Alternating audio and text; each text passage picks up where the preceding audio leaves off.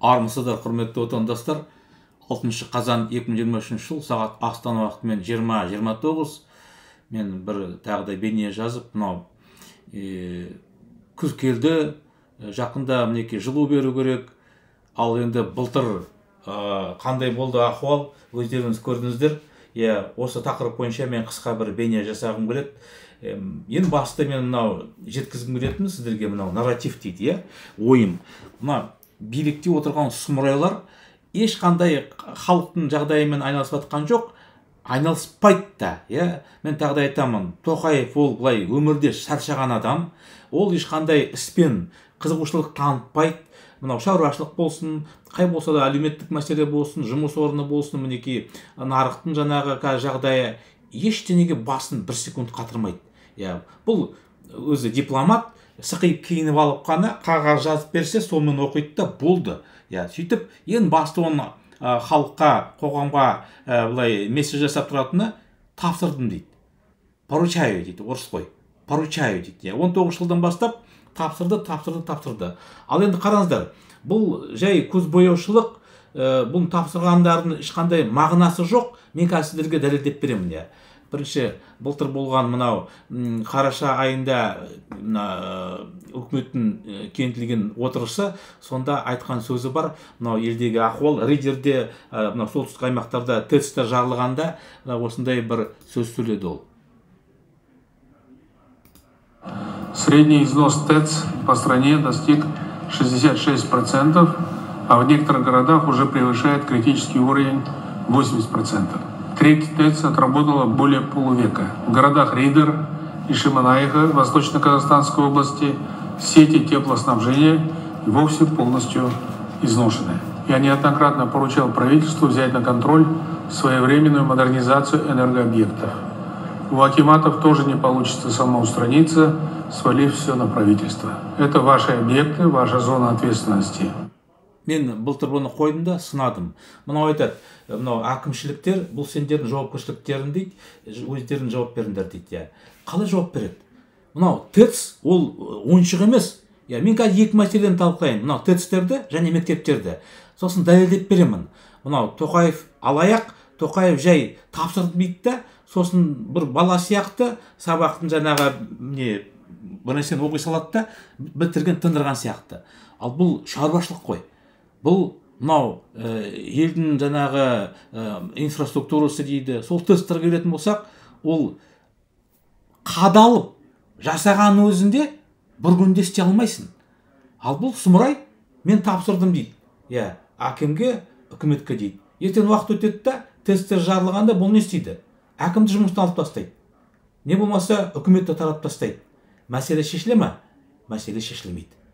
Осы жерде халық сауатты болу керек. Бұның жаңағы тапсырмаларын, поручениелерін түсініңіздер. Бұл көзбояушылық, бұның артында ештеңе тұрған жоқ.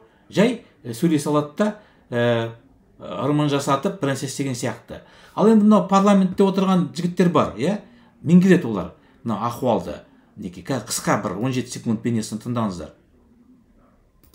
Будем реалистами, так? Мы же производственники, я, по крайней мере, по своему опыту могу сказать, да, вот ТЭЦ-3 Станинская, сколько? Больше 10 лет мы строим.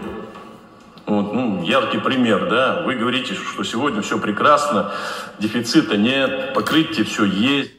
Мына кісі депутат, білмеймін, сенатор ма, кім парламенттің жаңағы мәжіліс па, айырмашылық жоқ. Енді бұл кісі айттыр, мен тәжірибем бар дейді. Араларында бар. Мен кеше қойдым ғой. Бұлардың сұмырайлардың басының жаңағы 30% мынандайлар, мінекей, 15 журналист. Мы разговаривали с Пономаревым, Сергеем Михайловичем. Он говорит, сейчас вот людей из сферы СМИ, журналистов и блогеров, порядка 15 человек в парламенте, в этом созыве. Что они могут дать вообще 15 журналистов и блогеров?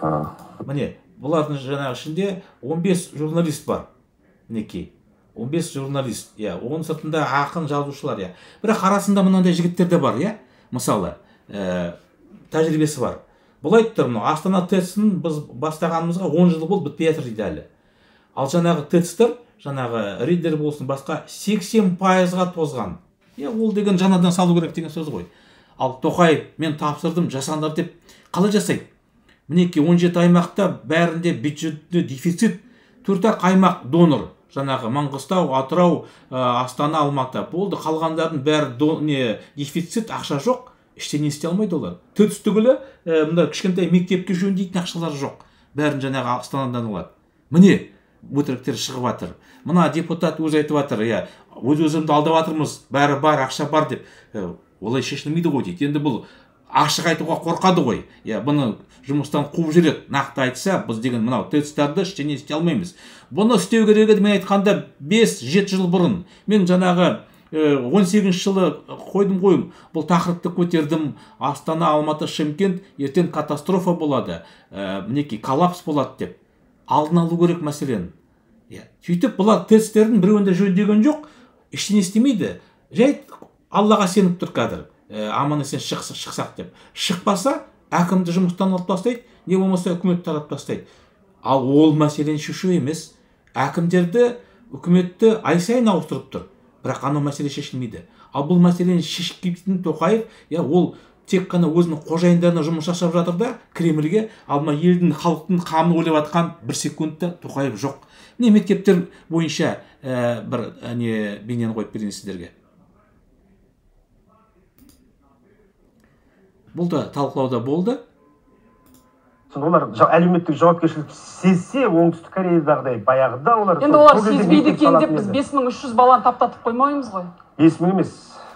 Бір мектепте 5300 баланы таптатып қоя алмаймыз. Сондықтан бүгінгі таңдағы жедел шешу қажет деген дүниені сұрайтын болсаңыз, осы шешімі шешім. Бұндай шешімдер басқа да үлкен халықаралық мектептерде, қалаларда болған. Бұл уақытша шешім.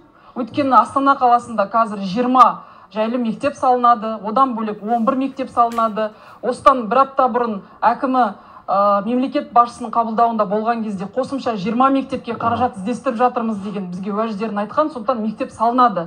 Бірақ мектептің ПСД-сына дейінгі цикл бар, құрылысы басталғаннан кейін құрылысы аяқталғанға дейінгі цикл бар. Ол құрылысы басталғаннан аяқталғанға дейін 3 жыл, оған дейін 1-1,5 жыл кезең. Бұл заңмен бекітілген өзінің мерзімі. Сондықтан сіз 4,5 жыл балаларды біріне бірі таптатып, сосын мектептің директорын шараға тартқызып мәселені шештік деп оны жауып қою менің ойымша дұрыс емес. Мінекей мәжілісте бір есі дұрыс әйел шығыпты. Заитов емес, Бапи емес, жаңағы боғын жүретін. Бұл айтып тұр нақты. Жаңағы біздегі мектептерде енді жаңағы коридорға отырғыздық, ана жерге тықыштадық.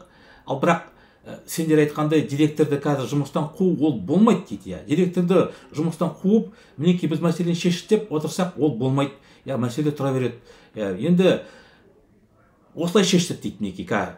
5000 баланы жаңағындай 3 смена қылдық, сенбі күні сабаққа шығардық, каникулды шектірдік, сөйтіп былықтырып жатыр. 8-де келген баланы 11-де үйіне қайқайтып жүреді. Олар бірге дейін оқу керек қой, қысқартты. Сөйтіп, мынау білім саласында үлкен мәселе. Балалар оқытып жатқан жоқ. Олардың жаңағы өмірлеріне қауіп төніп тұр. Енді мінекей айтып тұр ғой, 5000 бала мектепте деп. Ал енді шешімін жөнінде айтқан, қараңыздар. Мен бұны неге қойып жатырмын? 20 мектеп салып жатырмыз дейді. Оның сыртында мінекей 11 мектеп оның сыртында салынады дейді. Бір жеті бұрын әкім Тоқаевқа бар, тағы да 20 мектепке ақша іздеп жатырмыз дейді. Сөйтіп 51 мектеп салыну керек дейді. Ал енді оны салу, жаңа Тоқаев айтты ғой, тапсырдым дейді.